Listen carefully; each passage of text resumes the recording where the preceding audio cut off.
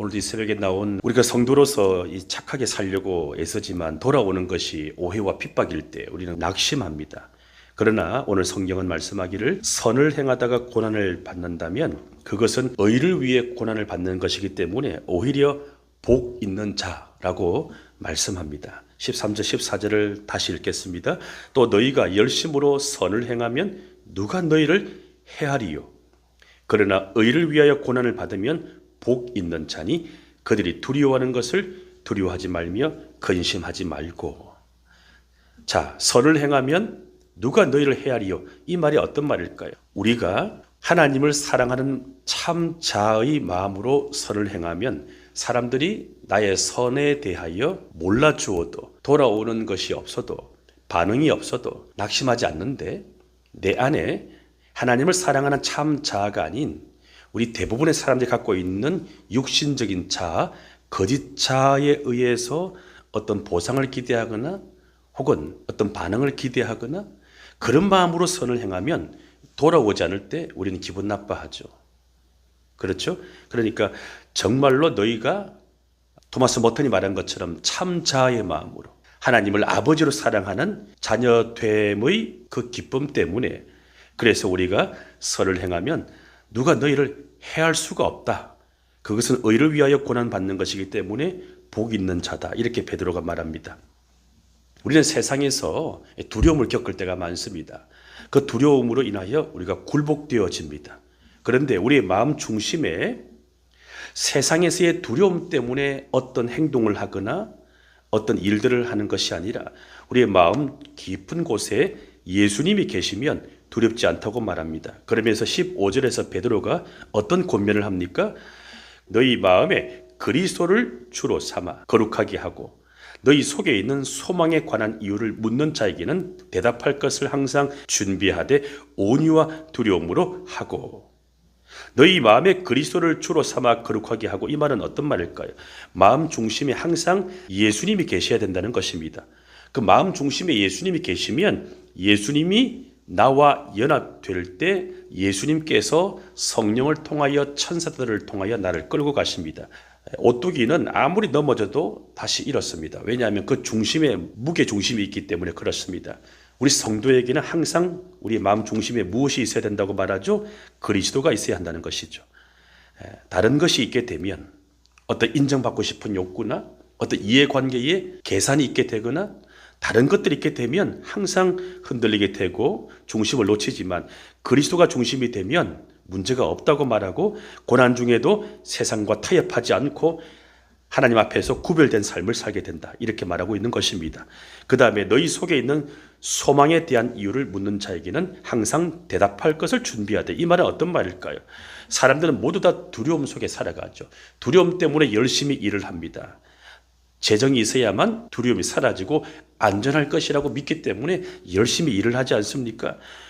두려움이 있으니까 건강검진을 받게 되고 그래서 몸을 관리하려고 하지 않습니까? 두려움이 있으니까 남들보다 더 스펙을 쌓으려고 열심히 공부하지 않습니까? 나쁜 건 아닙니다. 하지만 우리 속에 그런 소망만 있으면 항상 두려움 속에 끌려다니게 되지만 그 두려움을 물리칠 수 있는 소망을 얻게 되면 예수 그리스도 안에서 참된 소망을 얻게 되면 우리는 두려워하지 않게 되니까 그렇게 복음을 전할 준비를 하라, 대답할 준비를 하라는 것입니다. 세상 사람들이 당신은 왜 두려워하지 않습니까? 그 소망은 어디서 나왔습니까? 당신은 무엇 때문에 고난을 견딥니까? 지금 내가 고난 당하고 있는 것을 내 자녀들이 알고 있습니다. 정말로 내가 예수를 제대로 믿고 이 상황 속에서도 세상을 두려워하지 않고 하나님을 두려워하는지를 다 보고 있다는 것을 기억한다면 우리는 고난을 견딜 수 있는 힘이 나오지 않을까요? 믿음의 이유를 물을 때 항상 대답할 준비가 되어 있어야 한다. 그래서 지금 내가 진짜 예수 믿는 시간이구나 이렇게 생각하면서 항상 두려움을 물리치고 소망을 붙들려고 노력을 하고 있습니다. 이 소망은 그리스도 안에서 주어지는 천국의 소망이에요. 천국은 죽어서 가는 곳이 아니라 그때는 언젠가는 가는 것이니까 걱정하지 말고 두려움이 가득한 세상 그리고 죄로 말미암아 생지옥을 경험하고 있는 이 땅에서 우리가 천국을 누려야 되는데 이것은 소망을 통하여 얻어지는 것이라고 베드로는 말하죠. 그래서 베드로가 그 다음에 뭐라고 말합니까? 온유와 두려움으로 하라. 자, 사람들이 나에게 비난하고 공격할 때 교만하지 않고 악을 악으로 욕을 욕으로 갚지 않고 부드럽게 온유함으로 겸손하게 말하고 그리고 두려움을 하라 이렇게 말하는데 여기서의 두려움은 세상 근심으로 인한 두려움이 아니라 하나님을 경외하는 마음을 말합니다. 우리는 세상을 두려워하지 말아야 되고 하나님을 두려워해야 됩니다. 하나님은 좋으신 분이시고 두려운 분이십니다. 제가 만난 하나님은 좋으신 하나님이었습니다. 그리고 내가 죄를 짓고 불순종하면 하나님의 열심에 의하여 저를 끌고 가시는데 한번 베드로처럼 요나처럼 불순종하여 제가 세상에 나가서 사회생활을 5년 하다가 다시 5년 만에 복학을 했는데요. 그때 경험한 것은 내가 불순종하였을 때 고난이 온다는 것을 처절하게 경험했기 때문에 하나님은 두려운 하나님. 혹시라도 내가 불순종하여 혹시라도 하나님께서 자녀들에게 연단을 주시면 어떡하라. 그런 두려움 때문에 여기까지 온 겁니다. 항상 포기하고 싶을 때, 세상으로 가고 싶을 때 꼭 기억하십시오. 우리 속에 하나님을 경외하는 두려움. 그것이 나쁜 것이 아니더라고요. 그래서 오늘 베드로는 온유와 두려움으로 대답할 준비를 하라고 말한 것입니다. 우리는 이렇게 생각합니다. 내 믿음과 용기가 언제 생기는가 하면 두려움이 없는 상태가 되어야 내가 잘 믿겠습니다. 내가 열심히 살겠습니다. 내가 용기를 가지겠습니다. 라고 말하는데 그것은 믿음이 아니고 용기가 아닙니다. 그거는 예수를 믿지 않는 사람들도 가지게 되는 데이터를 보고 믿는 믿음이에요. 그건 머리에서 나오는 믿음이에요. 우리의 믿음은 무엇일까요? 주님이 원하시는 용기는 무엇이죠? 두려움이 있지만 주님을 경외함으로써 두려움을 압도할 때 그때 생기는 믿음과 용기입니다. 두려움 속에 내가 마음이 묶이게 되면 포기하게 됩니다. 그럴 때마다 항상 하나님을 경외함으로 말미암아 이 두려움을 압도해야만 두려움이 나를 발목 잡지 않게 되고 앞으로 나갈 수가 있는 것입니다. 여러분 마음속에도 두려움이 찾아올 때마다 이 두려움을 압도하는 하나님을 경외하는 그 예배가 회복되기를 주 이름으로 축원합니다. 자, 이어서 베드로는 고난을 이기는 강력한 무기는 비방이 아니라 선한 양심이라고 말합니다. 16절을 보십시오. 선한 양심을 가지라. 자, 베드로는 선한 양심을 가지라고 권고하고 나서 말씀대로 살아가는 성도를 비방하는 자들은 결국 부끄러움을 당하게 될 것이라고 권면합니다. 그러면서 17절에서 아주 중요한 말을 합니다. 선을 행함으로 고난받는 것이 하나님의 뜻일진데 악을 행함으로 고난받는 것보다 나으니라.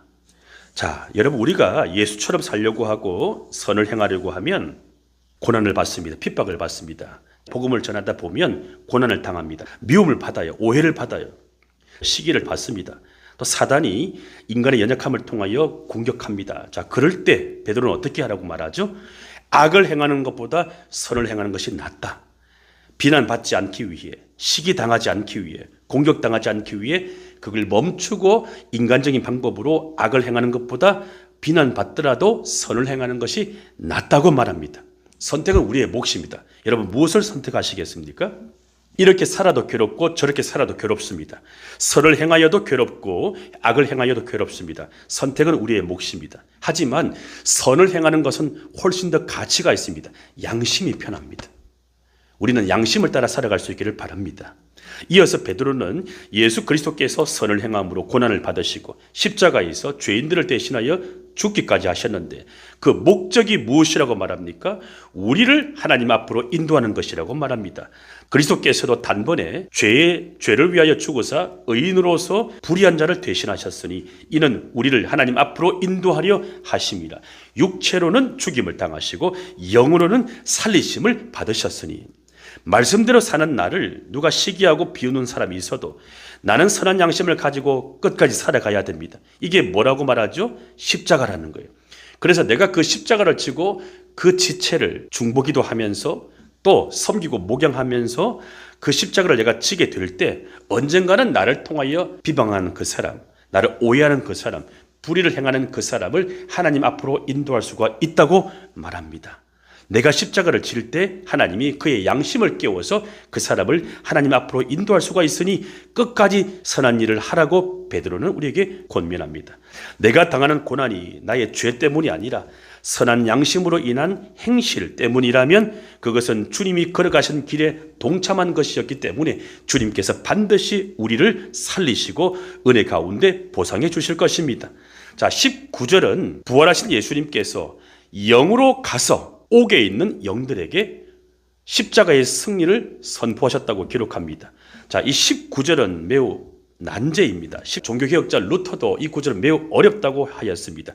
그리스도께서 죽으셨다가 3일 만에 부활하셨을 때 그 사이에 그리스도께서 육체가 아닌 영으로 옥에 가서 지옥에 가서 불순종한 영들, 타락한 천사들이죠.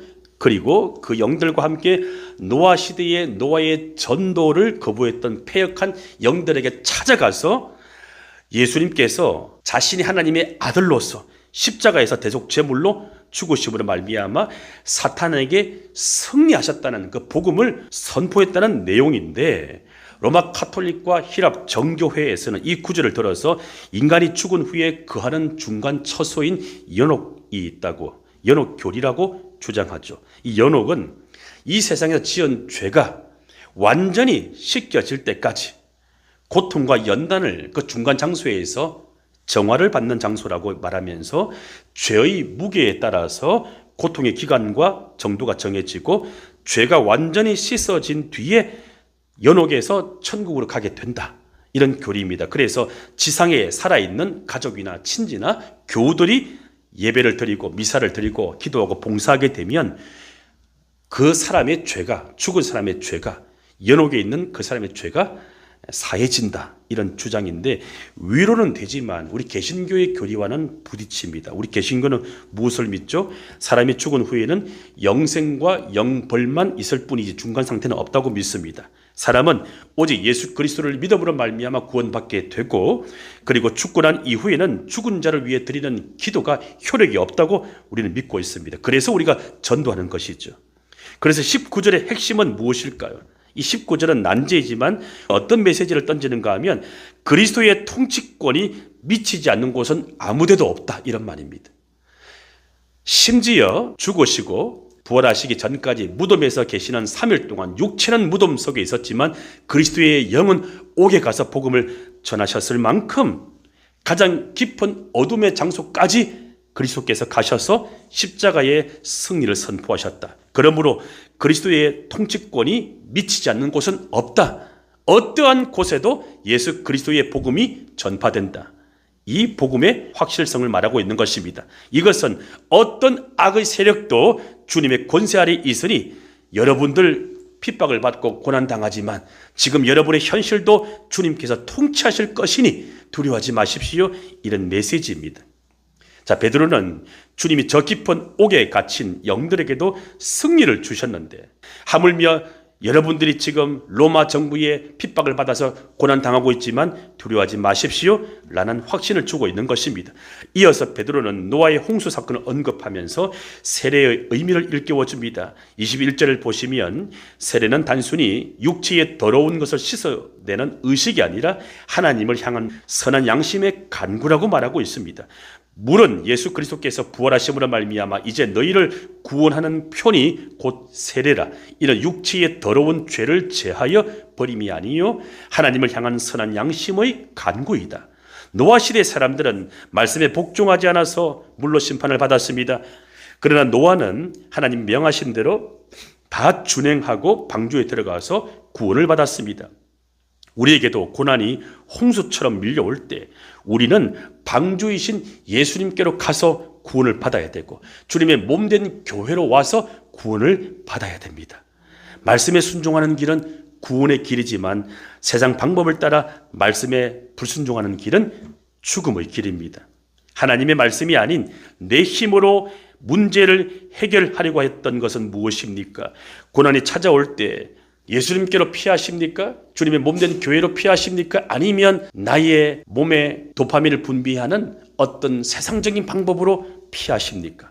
자, 베드로는 19절까지는 예수 그리스도께서 고난을 당하신 것을 설명하였는데 이제는 22절을 보게 되면 예수께서 하늘에 올라가셔서 죽으시고 부활 성천하신 이후에 하늘에 올라가셔서 하나님 우편에 계시고 지금도 저와 여러분들을 위하여 중보하고 계시는데 모든 천사와 영적 권세들이 그분 앞에 복종하고 있다고 선포합니다.